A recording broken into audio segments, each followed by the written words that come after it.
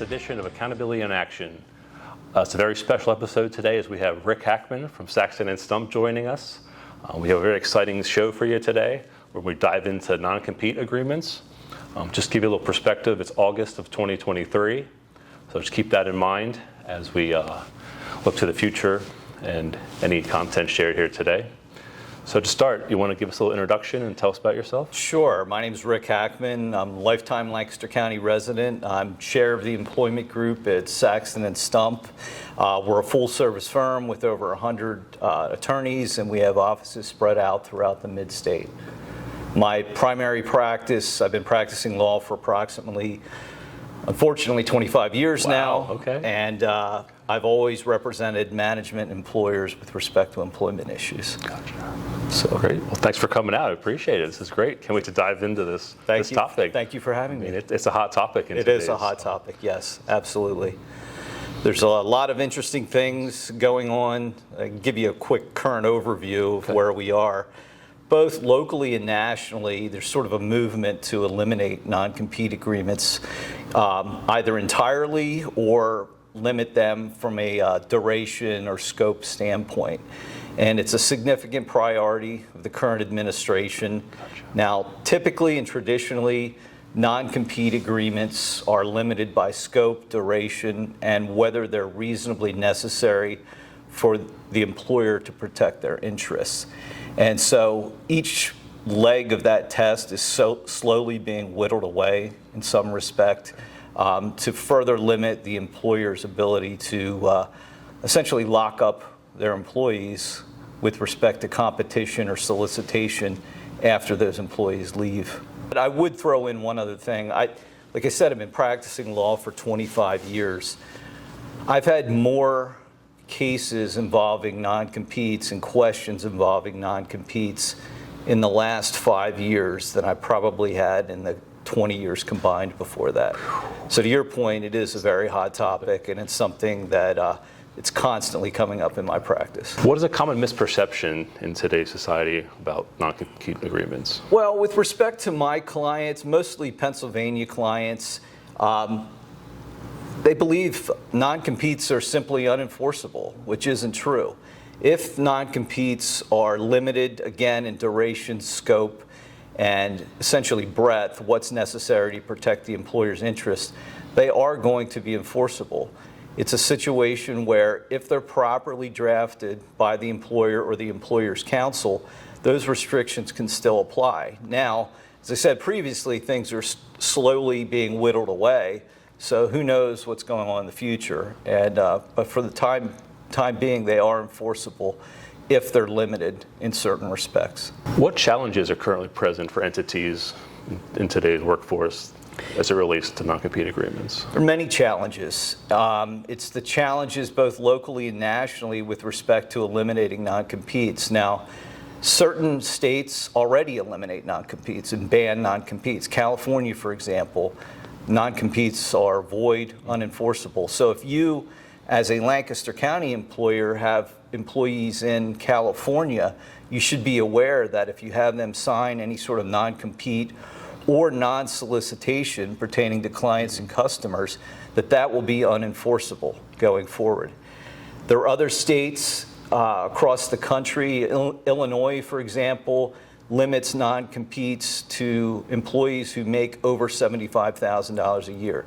So essentially, they're cutting off the lower level employees, the ability to lock up lower level employees going forward. Massachusetts and other northeastern states have similar restrictions on non-competes. PA currently does not. However, it depends on the makeup of the legislature. Now, it may be something we see going forward with Democratic-controlled House and Senate in Pennsylvania. From a national standpoint, the Federal Trade Commission is seeking to have non-competes banned through instructions from the Biden administration. That will be voted on in April, I believe, of 2024. Now, we suspect they'll vote to ban non-competes. However, that's going to be subject to legal challenge for the foreseeable future. So there's nothing really imminent or urgent with respect to employers as far as taking action on that issue.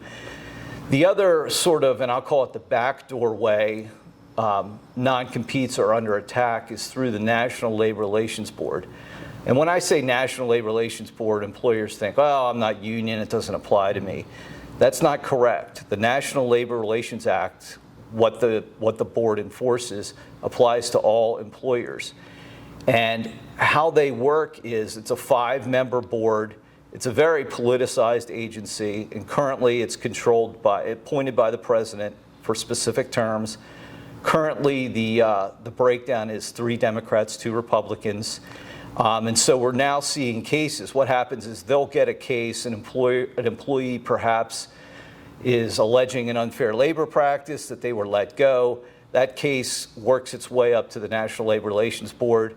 They can select cases based on what their enforcement thinking is going forward. So now they're accepting cases that involve non-compete restrictions against employees and things along those lines, saying that having a non-compete in place, especially for a lower level employee, chills their ability to protect their it's not free speech rights, it's called Section 7 rights in the National Labor Relations Act to express problems they have in the workplace. And so now we have the National Labor Relations Board getting in the act, which is also sort of, employers' rights are sort of under assault with respect to that as well. What is something our audience should consider that maybe they haven't already relating to non-compete agreements? When hiring an employee, an employer should make sure that they ask the applicant whether they are subject to any non-compete restrictions. So, Peter, if I'm hiring you, you come to me and say, yeah, I want to work in this job, I'm a sales guy, I can sell to all these customers across the United States. And, I don't investigate a little further. I don't ask that question, Peter, are you subject to any non-competes or non-solicitation restrictions that could end up implicating our business?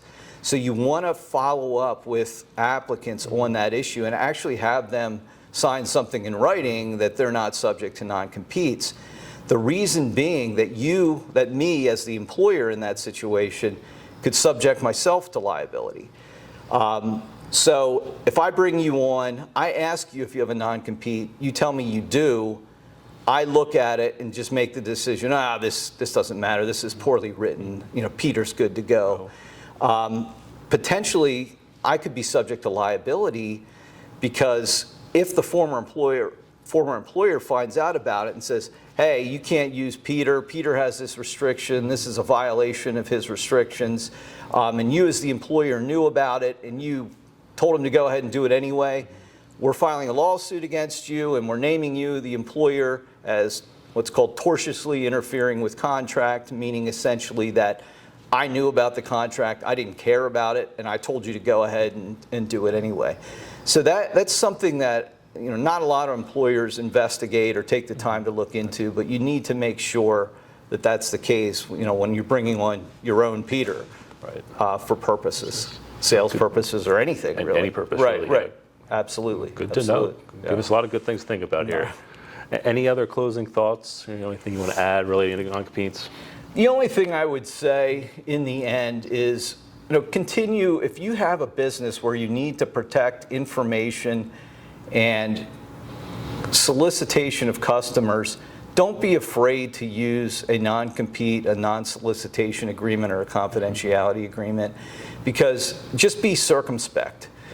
Make sure you draft reasonably within duration, scope, and what's necessary to protect your interests. In other words, if I have you, Peter, you come on and I say, here's a 5-year non-compete, you can't do anything on planet Earth, then the court's going to look at something like that and say, whoa, wait a minute. You're taking Peter out of his chosen vocation for 5 years in the entirety of the globe.